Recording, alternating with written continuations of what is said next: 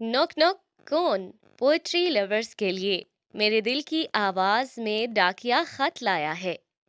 किसी बशर में हजार खामी, अगर जो देखो तो चुप ही रहना। किसी बशर का जो रास पाओ या ऐब देखो तो चुप ही रहना।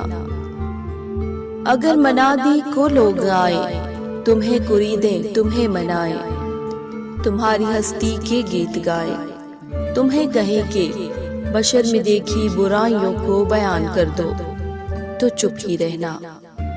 जवाज ये है, दलील ये है, ज़ईफ लम्हों की लग़ज़िशों को, हराम नाते की कुर्बतों को, हमारी सारी हमाकतों को, हमारी सारी खबासतों को वो जानता है, वो देखता है, मगर वो चुप है।